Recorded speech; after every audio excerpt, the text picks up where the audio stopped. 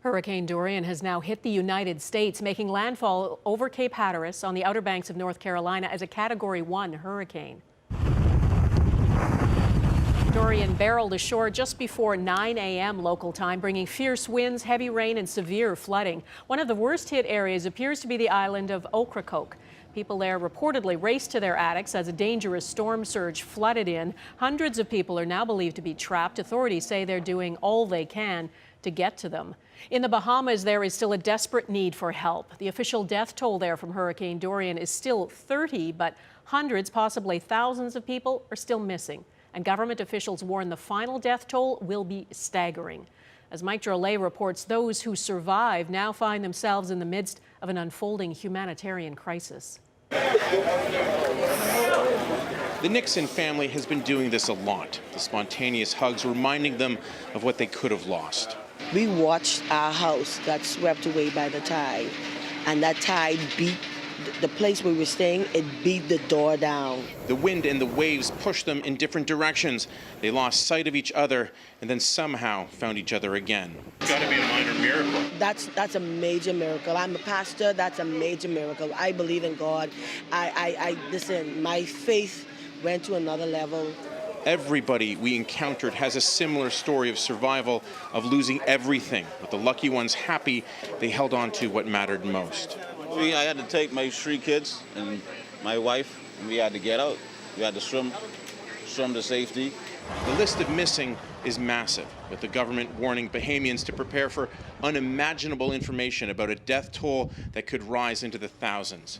But there's no way of knowing how many for sure, as evidenced by the fact Elijah Esho is still here.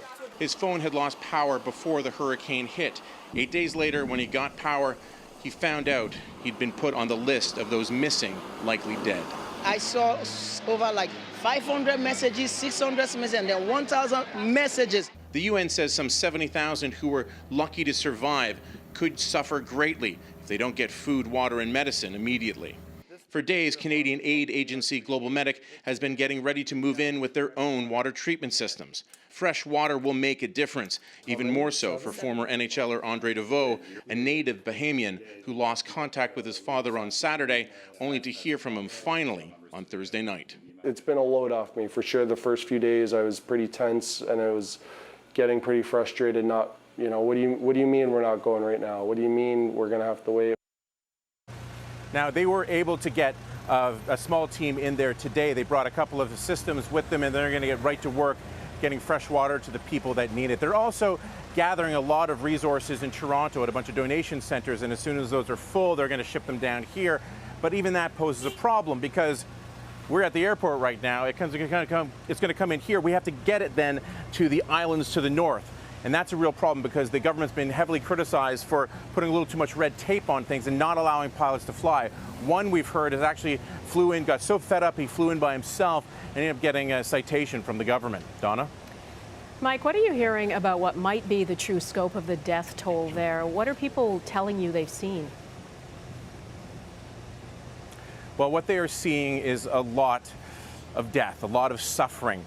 We've heard people talking about parents having to choose between holding one child and the other. There's the human toll on these people. Even if they didn't lose somebody personally, what they've seen is going to stay with them for the rest of their lives. Also, the government is ordering more morticians and body bags in because the morgues on those islands are full.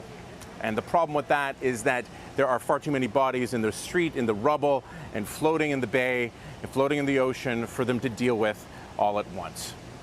It's quite the scene.